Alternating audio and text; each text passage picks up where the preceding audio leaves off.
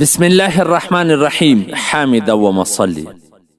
محترمینو، هغه اعمال په روژه کې کول چې روژه په مکروه کیږي، یعنی د روژې ثواب په کمیږي، دا همشه په غور سره واورئ او د دې څخه د ځان ساتلو کوشش وکړئ.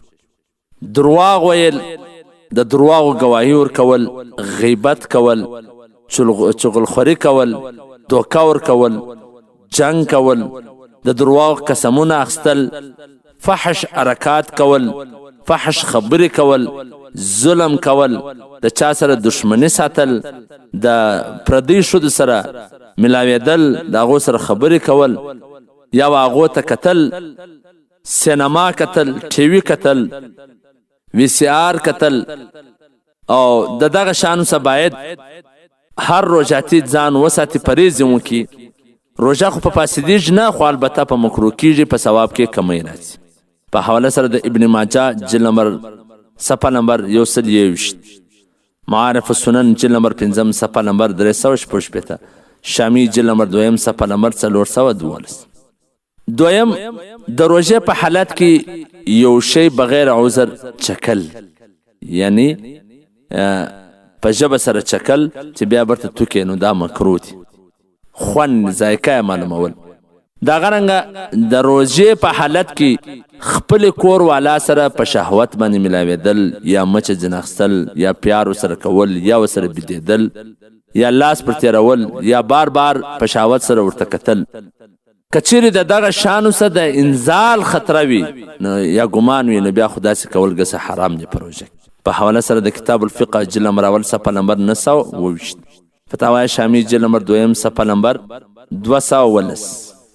څلورم، په خپله خوله کې ډېرې لاړې جمع کول او بیا هغه تېرول، دا مکروه دي.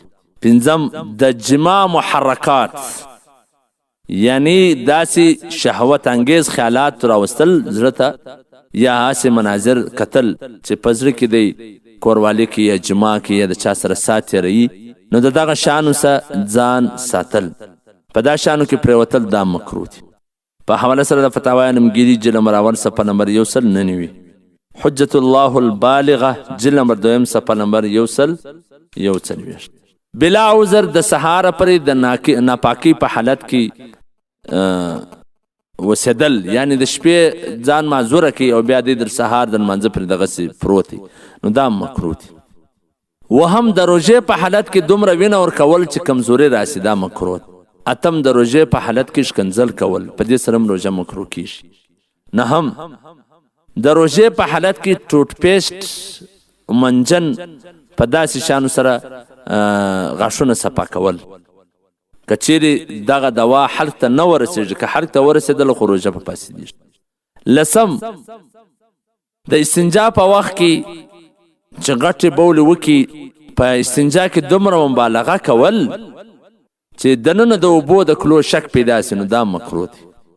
یولسم، په پزه کې اوبه اچول یا کولي کول، په دې کې ډېر مبالغه کول، دا مکروه دی. چې پزې ته ډېر په زور اوبه وغورځوي یا په خوله کې ډېر غرغړه وکړي، نو دا هم مکروه ده. په حواله سره د ابو داود شریف دا غرنګه فتاوی علمګیري جلد نمبر اول صفحه نمبر 200، مرقات جلد نمبر 4 صفحه نمبر 259، شامی جلد نمبر 2 صفحه نمبر 414، فتاوی هندیه جلد نمبر اول صفحه نمبر 199، فتاوی دارالعلوم دیوبند جلد نمبر 6 صفحه نمبر 255، فتاوی علمګیري جلد نمبر اول صفحه نمبر 199. محترمینو، د دې شانو څخه باید ځان وساتل سي. والسلام. ستاسو د دیني او شرعي پوښتنو جوابونکی مولوي عبدالرحمن صمیم صاحب